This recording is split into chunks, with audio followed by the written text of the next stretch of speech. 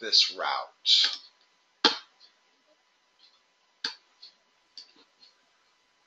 All right. You know, I was thinking about what we should do for your curriculum over the summer. And you're going to be a junior, correct? Yes. Which means you most likely are going to be taking the ACT test in October or November. That soon? Yeah.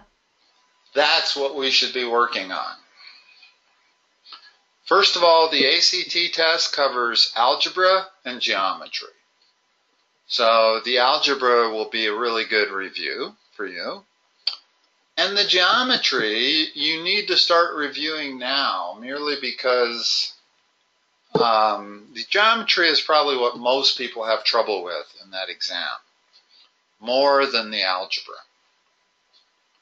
So I think at some point we should start looking at ACT tests. Hold on one moment. Now I have like 8 of them on my computer.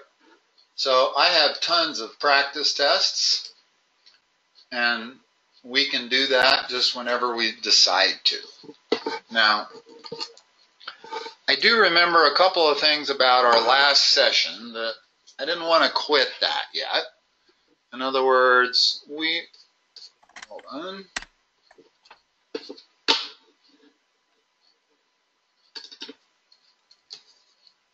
All right. In the last session, we dealt with quadratics that were like this, and we dealt with quadratics that were like this. In other words, where this had a plus sign and where this had a minus sign. These are slightly harder. There's one step more. Okay.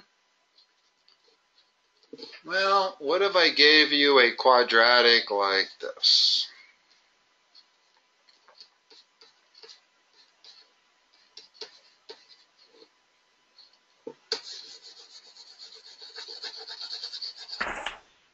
What would your first step be? Separate the squares.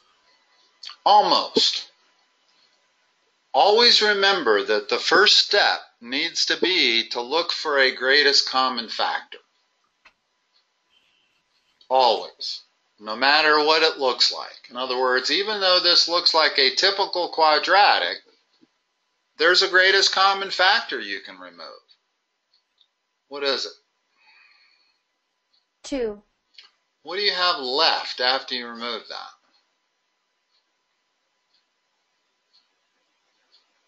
You have 7 and 10. Hold on. Give every term. In other words, what you want to do is divide every term you see there, all 3 terms, by 2. When I factor out a 2, it's the same as doing this. So what's left? What is that? That is x squared. What's the next term? 7x. And the final term? 10. Okay. Plus 10. So this is the same as this. Now, what's the advantage of factoring out the 2? Is we get it back to a first level quadratic, which we know how to factor. In other words, we just factored this. So the final answer would be x plus 5 times x plus 2. There would actually be 3 things multiplied together when you do this one. Okay? Okay. All right. So let's talk about, before we talk about ACT, I want to talk about at least one of the problems that would be a higher level degree of difficulty for doing factoring. And that would be where I have something other than a 1, any any number other than a 1 there. And now I'm going to put that there and that there. Let me think about this for a moment to make sure I've got it right. No, I don't. Let's do this. Okay. Don't want to do that either, because then I could factor out the 2 and turn it into a first level quadratic. Let me think for a second. 5 and 2 would be 3. All right. If I had this, I can no longer factor out a 2. Nope. Which means I am stuck dealing with a second degree level quadratic. And I don't mean second degree because that's a 2. I mean second degree because I couldn't reduce that to 1. That could be any number. That could be 12, it could be 6, anything other than 1, and I'm going to call it second degree. Okay? Let's review how to do a couple of these. First step, same thing. Separate that. Well, what's that going to separate into? 2x. And? 2x. 1x. 1x. Because if I had 2x there, then multiplied together would be 4x squared. Yeah. So the very first step, once you separate them, should be to multiply them back together again to make sure you get this. Always. Never take the second step until you've checked your first step. Second step is the same for this problem. What's the second step? The second step is figuring out your signs. What are they here? They're going to be both plus. Okay. They have to be both the same because of that, and they have to be both plus because of that. Okay, now, here's where it gets harder. I can no longer have those nice simple rules that I had with first degree.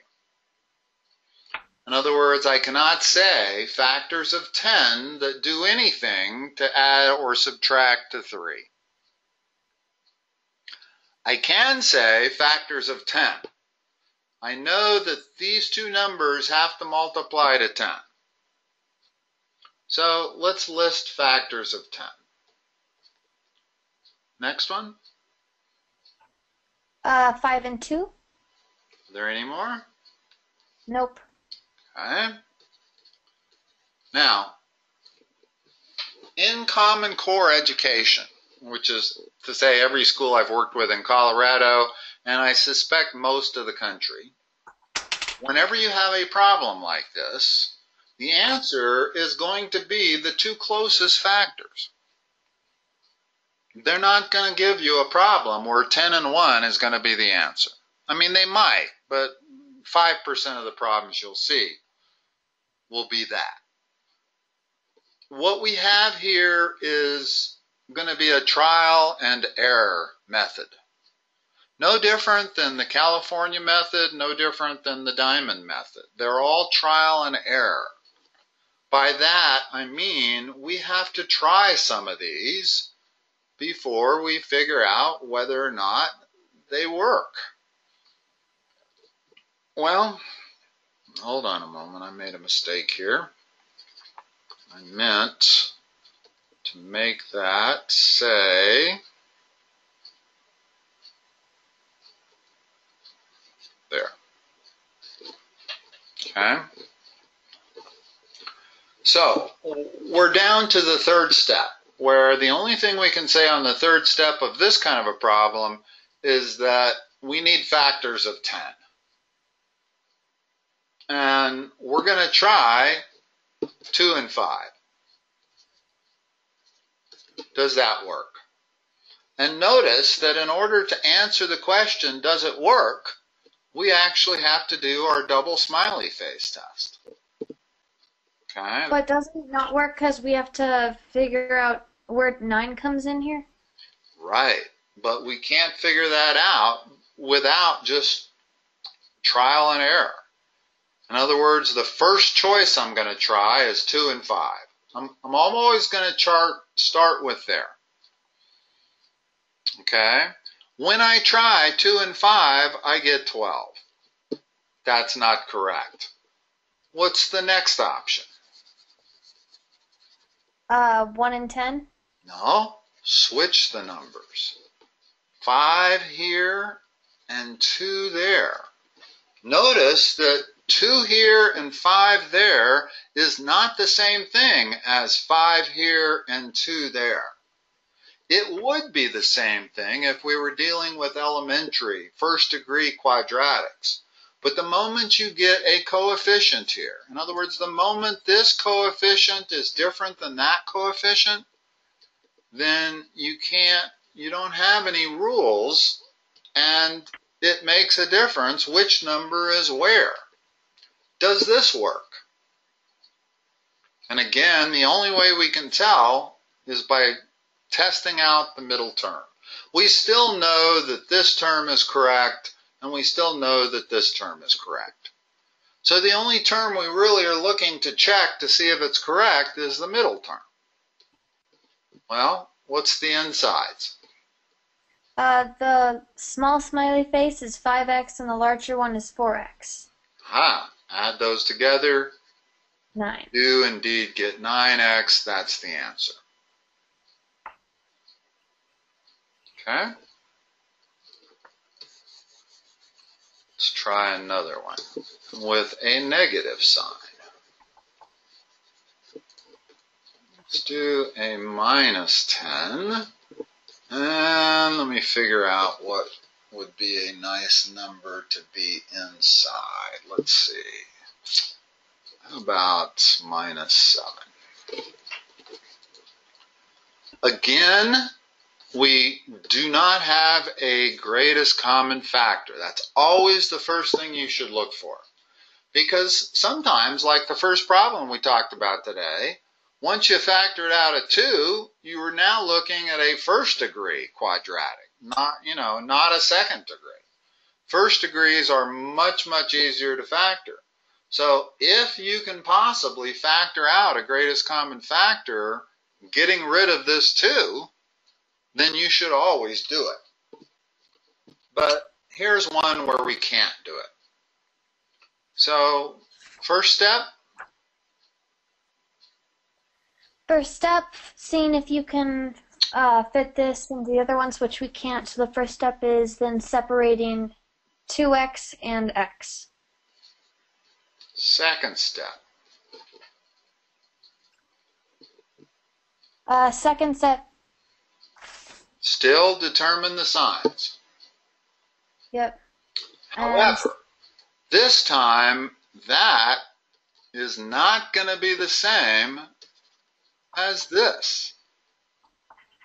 You'll notice that this number multiplies the 2, this number multiplies by this, so they're not going to produce the same answer. So when we have this situation, we have to actually allow for both. We could have plus minus there, or we could have minus there and plus there. In other words, we know it's either plus minus or minus plus. And they could be different. That's why we have to allow for both of them. Okay, now, in a situation like this, again, it's trial and error. We're going to we're going to start off by picking the 2 closest, and we're going to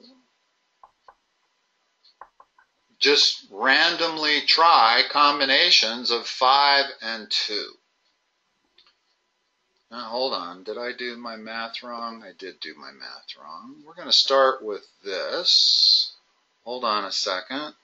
I got to change this. Part of the problem with me making up these problems is I got to do it in my head I didn't want a bunch of even numbers here. But you know what? For purposes of this problem, it doesn't matter. The fact that we actually could have factored out a 2 here, let's forget that for a moment. It won't affect our method. Is this the correct answer?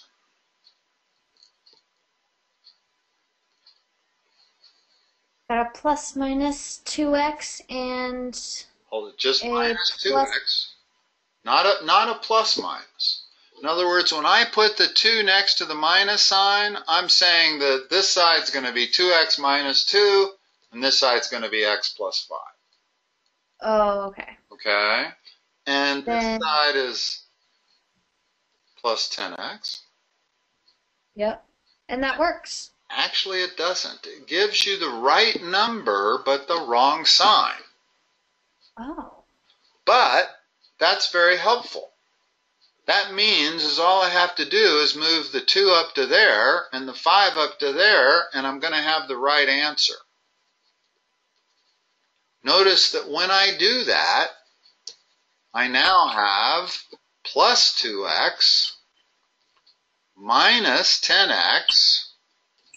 That gives me minus 8x. That's the right answer. So when you have these kind of problems and you get the right number, wrong sign, merely move your numbers, leave them on the same side, but move them up to the other side. Okay? Now, let's say that my first step was not to put the 2 over here and the 5 over there, because I don't know that that's the right answer. Let's put the 5 over here and the 2 over there. Remember, this is trial and error. I am just guessing as to my first step. And then I'm going to check the inside and the outside. What's the inside? The inside is 5x. And the outside? Negative 4x. Which adds to? 1x. Aha! That's not the right number, and it's not the right sign. That means there's no point in me moving the 5 down to the negative and the 2 down to the positive. Because all I'm going to do is change the sign and end up with a negative x instead of a positive x. So that eliminates one of my possibilities. I now know that there's no way the 5 can be on this side and the 2 can be on this side. It doesn't fit in either position. And I know that by only testing this one. In other words, there's actually 4 combinations. There's 5 and 2, there's 2 and 5, there's 5 on the bottom, 2 over here, and then there's 2 over here and 5 over there. So there's 4 combinations. Well, you don't want to have to test all 4 if you don't have to. Well, we just tested one of them and eliminated 2 possibilities. So now, at a minimum, I know the 2 has to be on the left side, the 5 has to be on the right, and the moment I try that first one, I get minus 8x, and I'm in good shape. Now, I erase that because it's no longer needed. In other words, this is my answer, 2x plus 2 times x minus 5. So, if this were an equation to start with, what's the solution? What are the 2 values of x that work? Positive 2 No. Positive 2 and negative 5. No. First step is to set that equal to 0 and then solve it. 2x plus 2 equals 0. So what does that solve to?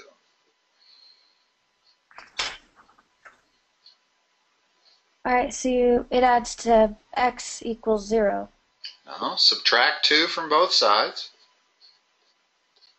Oh, negative x.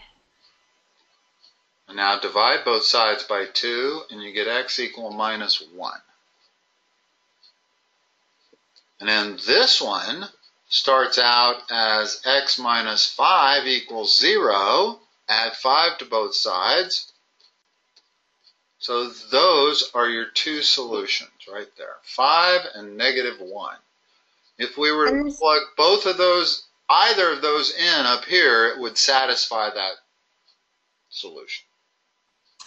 This is different than what we just did. It solves for a different thing. Not really. What do you mean by that? Well, our last two answers were 2 and 5. Ah, yes. No, I did change it, for sure. In other words, the moment I change the quadratic, I'm changing the solutions.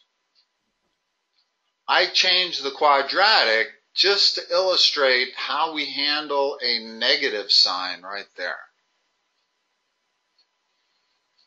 All right. Not the same way we handle a negative sign normally. In other words, when I have this problem here, a first degree quadratic, the only thing I have to do, I know that that means the signs are opposite, and I can get away with writing it like that. I don't have to account for the negative over here and the positive over here. It's not going to matter. It never matters as long as the coefficients on these two x's are the same. They don't actually have to both be 1, but if they're the same, if they were both 3, then it doesn't matter if the plus is here and the minus there, or the minus is here and the plus is there. But the moment these coefficients are different, then it matters a lot.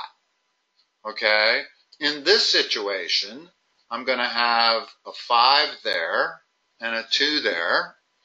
And notice that that produces a negative 3 in the middle term. Negative 3x. So these are significantly easier than when we have a coefficient in front of the x squared. Let's do another one with a coefficient in front of the x squared. We'll do a hard one and we'll do an easy one. Hold on, I got to think for a moment.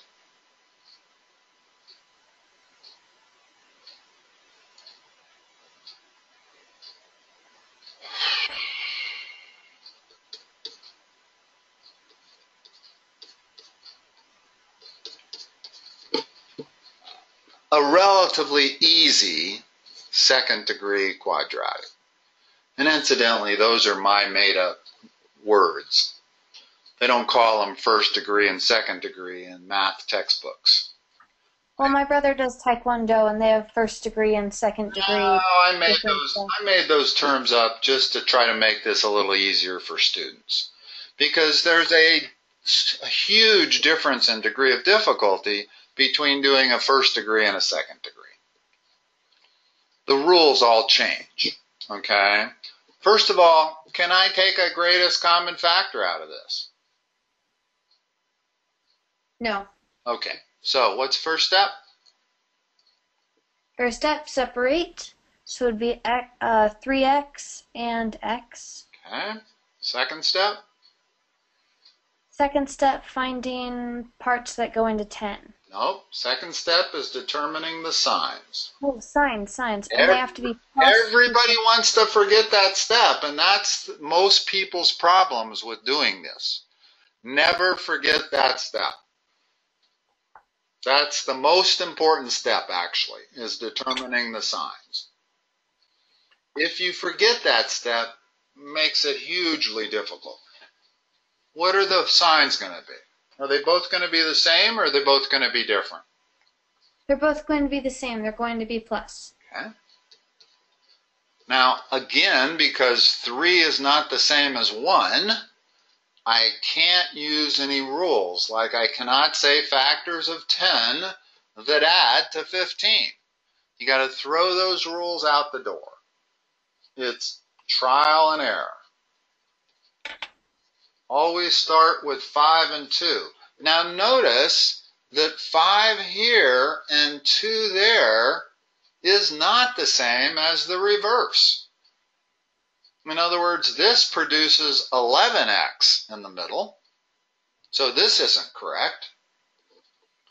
But it might be different if I switch them.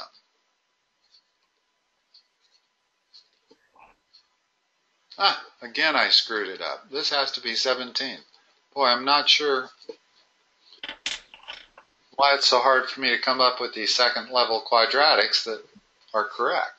Notice that this now works. In other words, that's plus 2x, that's plus 15x, they add to plus 17x. So we did it right. Let's try another one where I make this a negative sign, because those are harder still. Hold on a moment. Let me see if I can figure this out now. Let's see, if we had 15 minus 2, this would be 13.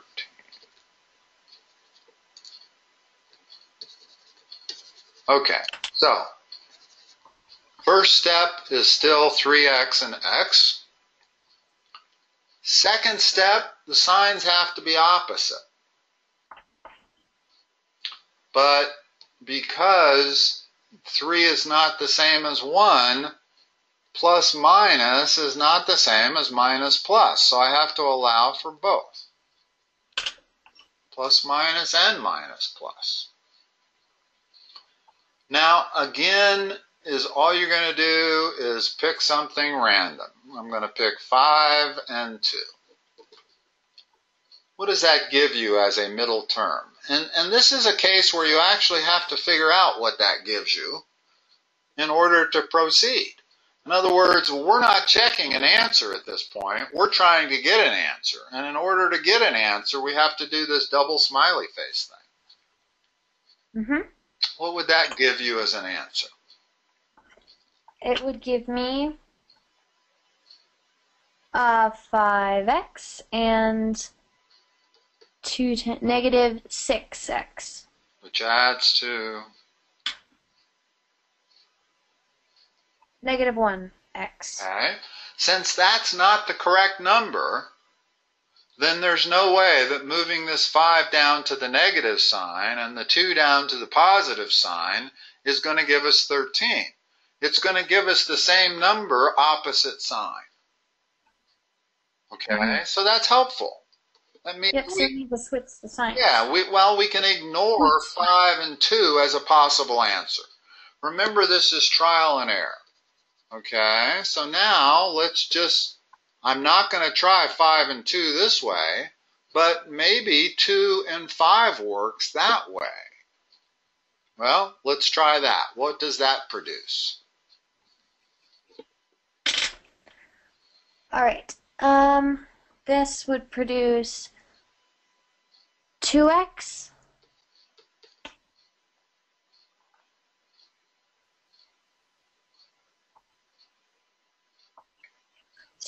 And then negative 15x. Add them together, what do you get? I get 13x. Minus 13. Minus 13x. Okay, the fact that we got the correct number but the wrong sign means we now know our answer. Our answer is to move the 2 to the minus sign and the 5 to the plus sign. Okay, so I'm going to move that down and the other down. So the 2 goes there, the 5 goes there, and now you'll notice that everything is the same, only the signs change. I get minus 2x there, plus 15x there. Add them together, I get the proper sign and the proper number. And now I can go back up here and make sure you erase that and erase that.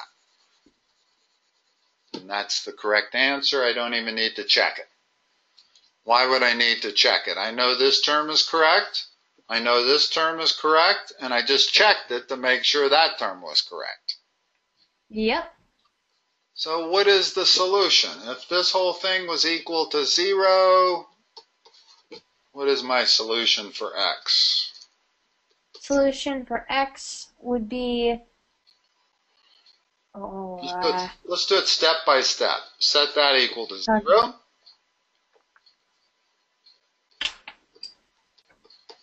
Solve for x. You would add 2 to each side.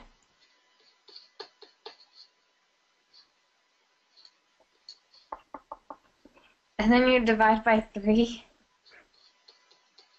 So there's one solution. What's the other solution?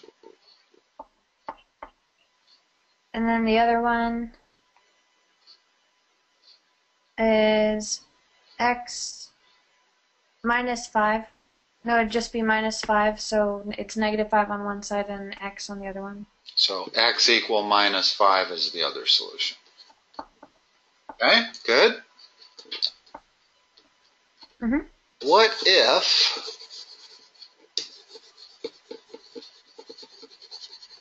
I had 3 factors that were equal to 0 when multiplied together? Now what are my 3 solutions? And notice that you almost always have the same number of solutions as you have linear factors. In other words, this thing must have started as a cubic. If I multiply x times 3x times x, I get x cubed. So that has to be the first term of whatever cubic comes out. But let's say we started with a cubic, we factored it to this, and now we're solving it. We still have the same 2 solutions that we had, x equal minus 5 and x equal 2/3. There's one more though. What's the final solution?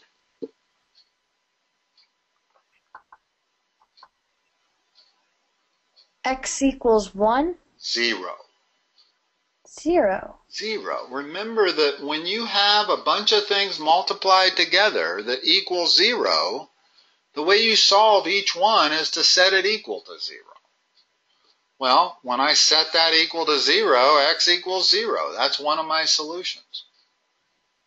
When x equals 2/3, that's equal to 0. So the product of the 3 things is going to be 0. And when x equal minus 5, that's equal to 0, and the product of the 3 things will also be 0. Wow. If I add 4 things, if I've got a times b times c times d equals 0, then my solution is a equals 0, b equals 0, c equals 0, d equals 0. Huge concept in algebra. Whenever you have a bunch of things multiplied together that are equal to 0, one of them has to be 0. Now, it's not to say that all 4 of them have to be 0. They don't. But one of them has to be. So we start out our solution by setting each one of them equal to 0. And then we check those solutions. And if indeed any one being equal to 0 satisfies the equation, then that's our answer. All right, I've gone on a little further, but I think I've covered mostly what I wanted to cover about factoring quadratics. And we're ready to go on and practice ACT. Now I have 8 practice tests on my computer for the ACT exam. And the exam is almost entirely algebra and geometry. So, if you want to focus strictly on algebra, we can just do the algebra problems and skip the geometry problems. I would recommend that you focus on both. Yes, I think both is a good idea. Merely because the results, I mean, your score on this ACT test is going to be extremely important. Now, you're going to only take it for the first time in the fall. You'll get to take it a second time in the spring and another time next fall if you want. If your scores don't match what are needed to get into the college of your choice. But there's nothing more important than the ACT test. It's as important as your grade point average. So it's definitely something that I would like to work with you on before you take it. Certainly before you take it for the last time, but it's a good place to start given what we're trying to do this summer. We're trying to just acclimate you to the math that's coming. We're trying to refresh your math skills. And why not cover geometry? Because you're not going to get a lot of geometry practice once you get back in class. And you're going to end up going into this ACT test with whatever geometry knowledge you came out of last year with. And it's not difficult geometry. It's the basic. There's no proofs. You don't have to prove anything. All kinds of the geometry you got in class last year, we won't cover that.